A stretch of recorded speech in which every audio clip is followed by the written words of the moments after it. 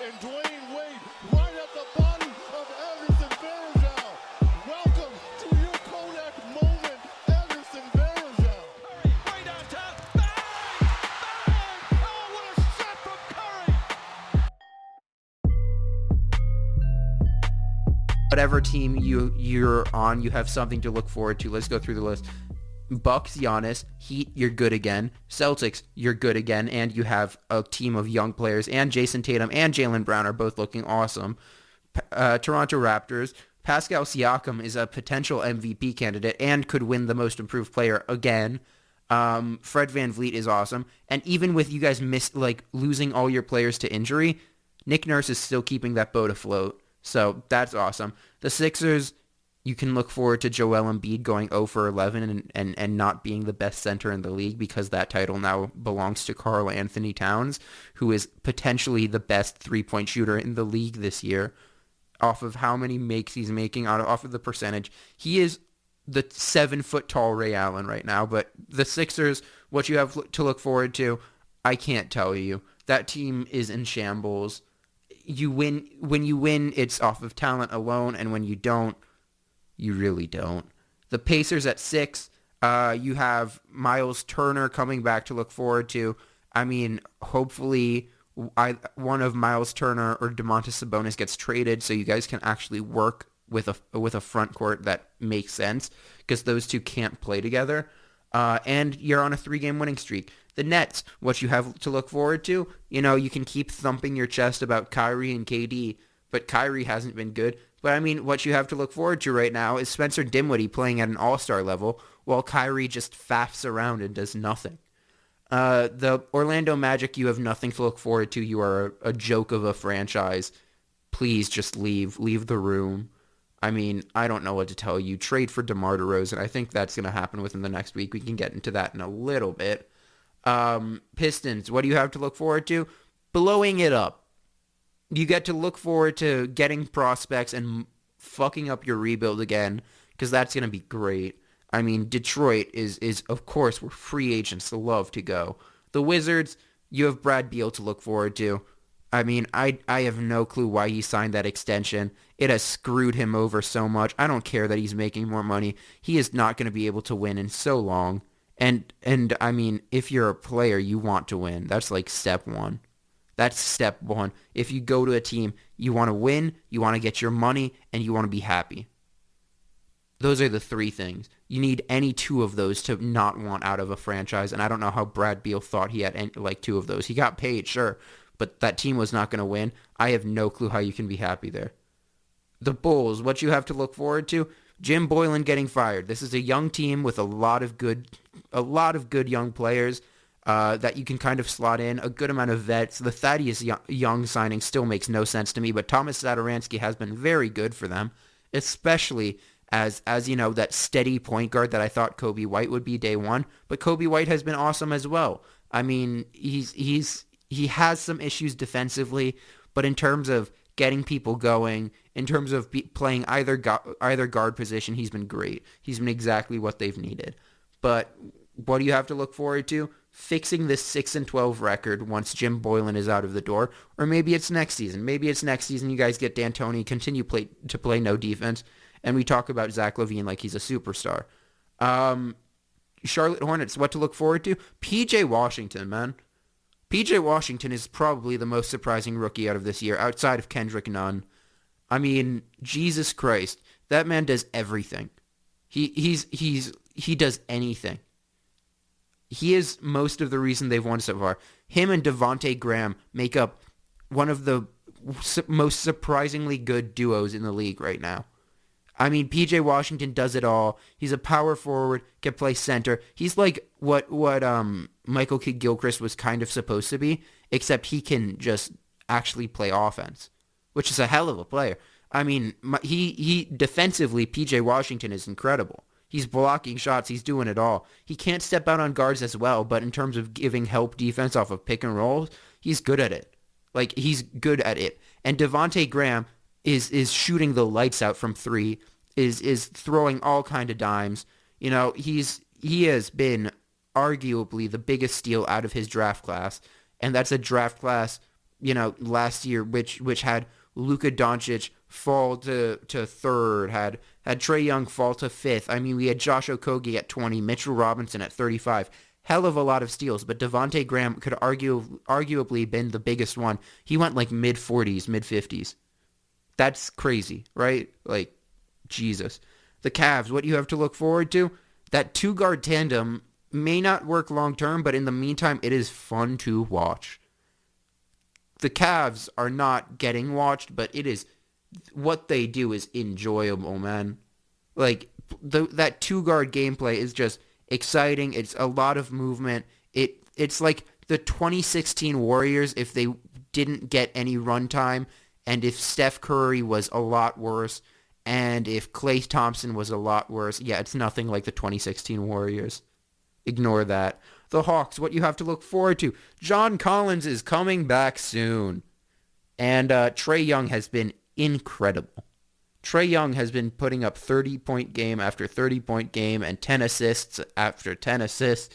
Just been doing it all for that Hawks team. The only thing he can't do is play defense. The issue there is that Cam Reddish might be one of the worst rookies we've seen in recent history. Kevin Huerter has not looked the same after his injury.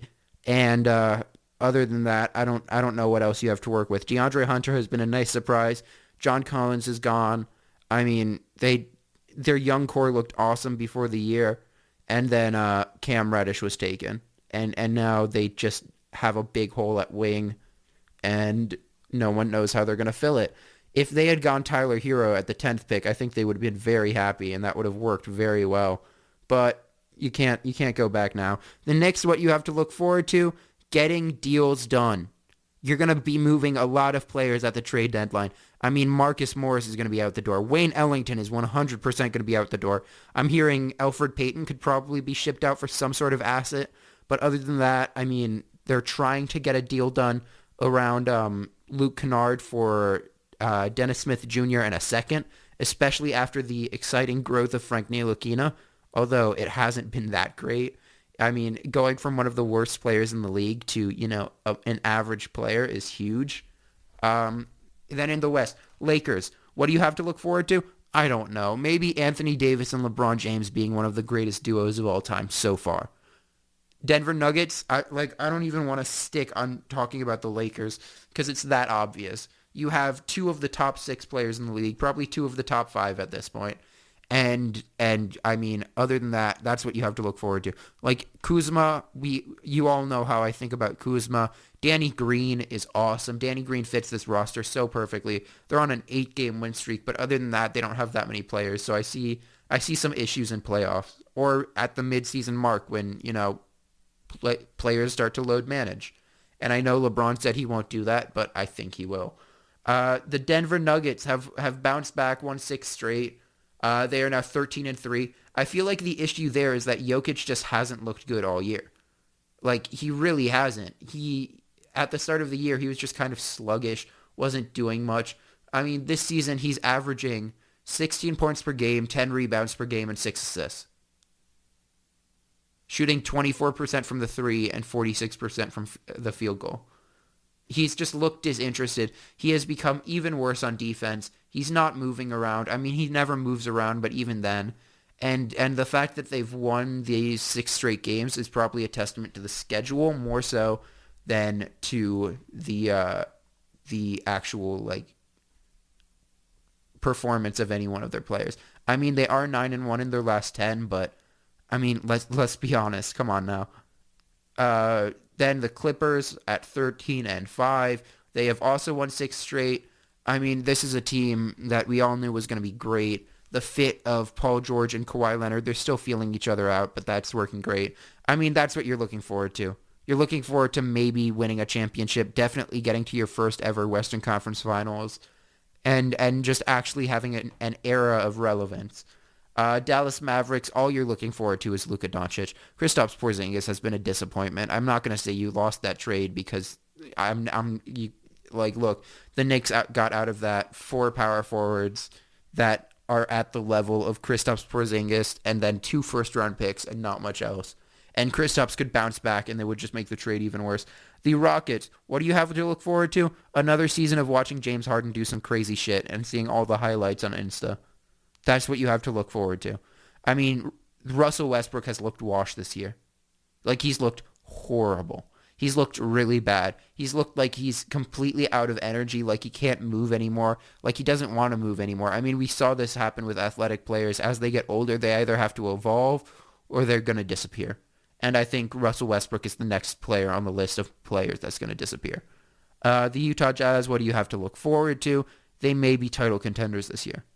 I mean, they're certainly the dark horse in a conference with, the Lakers, the Clippers, and even the Nuggets. But, like, I think Mike Conley has bounced back a little. His past few games, he went from, so far in the 17 games he's played, he is averaging, where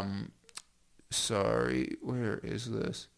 He is averaging 14.8 points per game on 35% three-point shooting and 37% field goal. Now, that field goal percentage is obviously going to tick up. He's averaging 5 assists and,